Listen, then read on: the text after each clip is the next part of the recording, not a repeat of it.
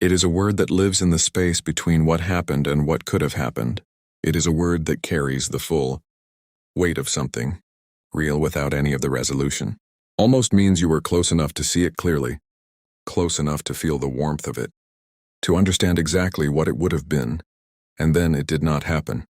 And you were left holding the outline of a thing that never got to be itself. There is no clean grief for almost. You cannot mourn something that was never yours. You cannot celebrate something that never arrived. You are simply left standing in the specific longitude of a thing that came close and didn't land. And the world has no ceremony for this, no language that fits, no category that holds it correctly. Nora Calloway understood this better than she had ever wanted to. She met Ethan Marsh in Seattle at a rooftop gathering in late June that she had almost not gone to. Her friend Cassidy had insisted, the kind of insisting that leaves no real room for refusal, and Nora had gone in the specific way you go to things you don't want to go to, which is with the intention of leaving early and the private certainty that nothing will happen worth staying for. Ethan was standing near the edge of the rooftop looking at the city the way some people look at cities, not admiringly, not for the Instagram angle, but with the focused quiet of a person actually thinking about what they were seeing. Nora noticed this because it was different from how everyone else on the rooftop was looking at the city, and she was a person who noticed differences. Cassidy introduced them. He turned from the railing and shook her hand and said something about the view that was observant rather than generic, and Nora responded to it, and they talked for the rest of the evening without planning to. He was 34, a civil engineer originally from Portland. He had been in Seattle for 3 years.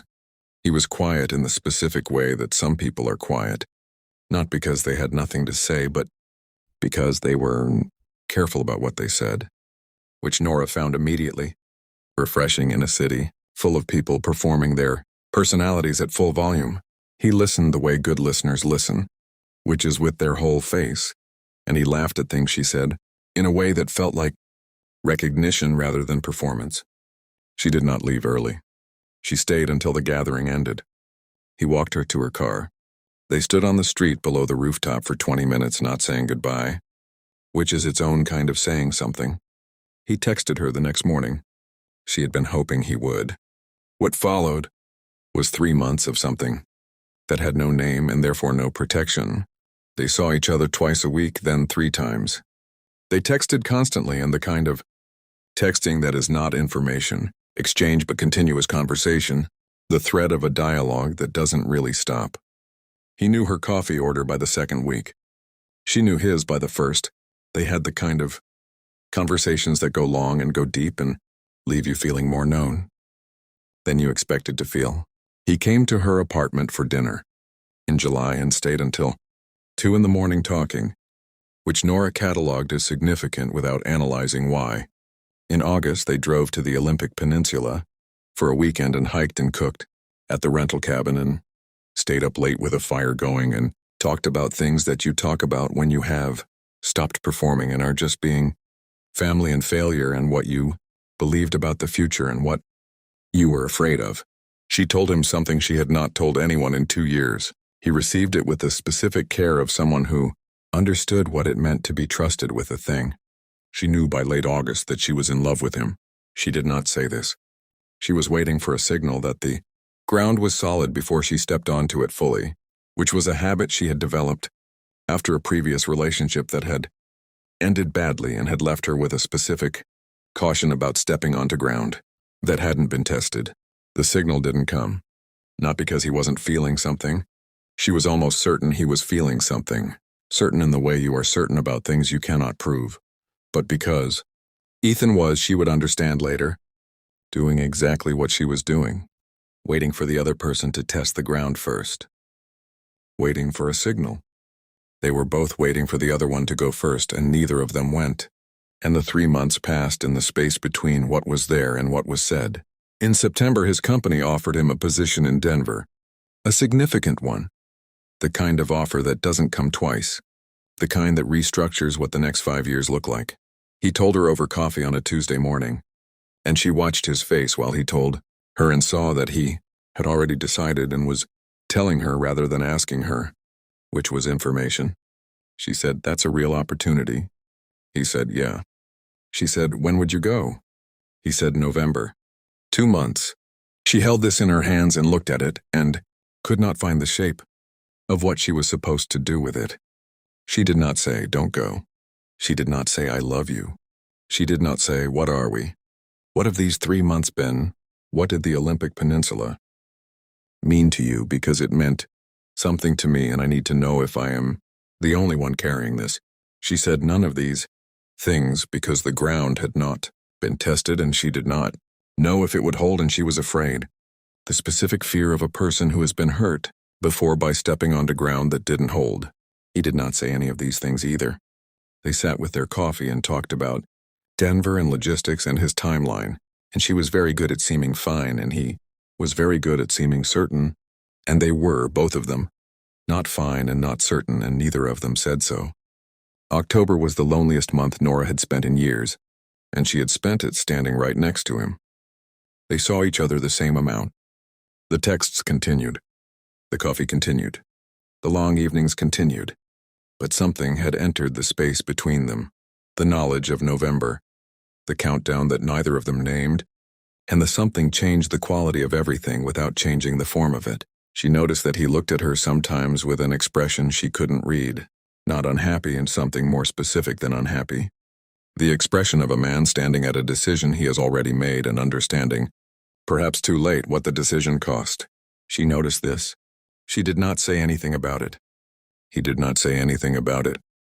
They were, she understood later, both standing in the same, almost at the same time, on opposite sides of it, unable to see each other across the distance. His last week in Seattle, he came over on a Thursday evening.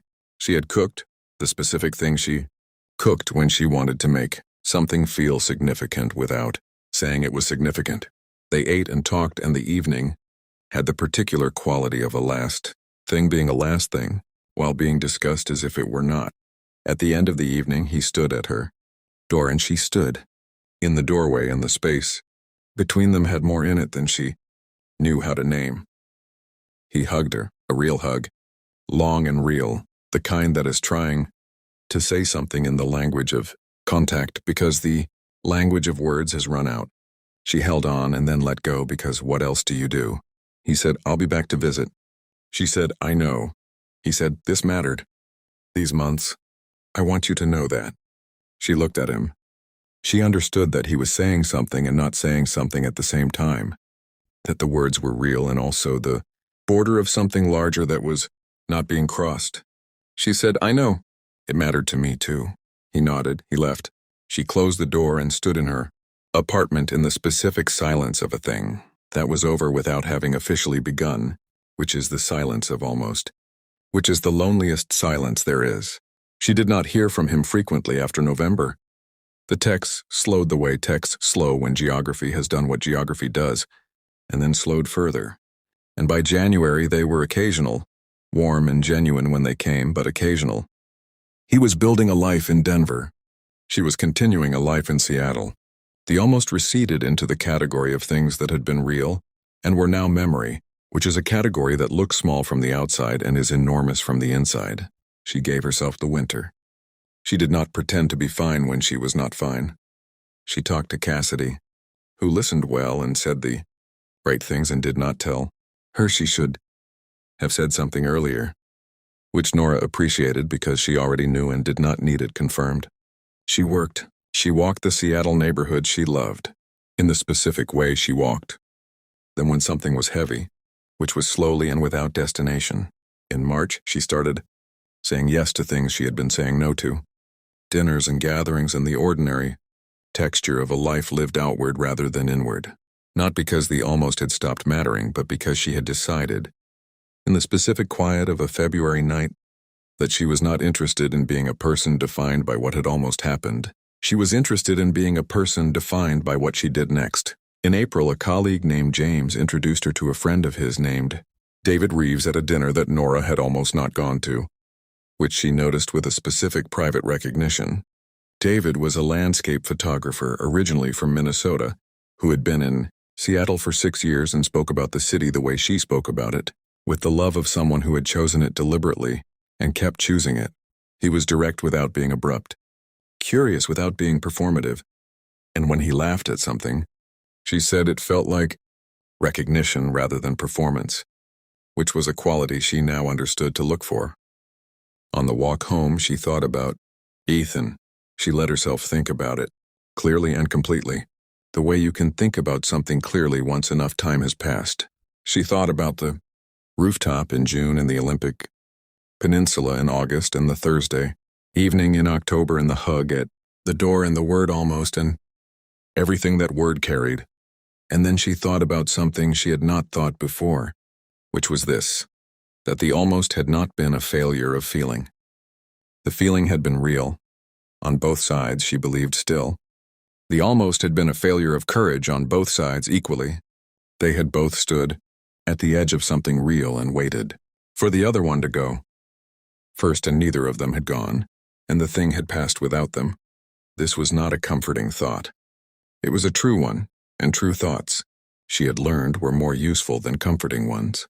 She made herself a promise on the walk home that she kept carefully and quietly, the way she kept things that mattered, that she would not let the next real thing pass because she was waiting for someone else to test the ground first, that she would be the one to go, that if something was worth having, she would say so, clearly, while there was still time to say it. She texted Cassidy when she got home, "I think I want to see him again."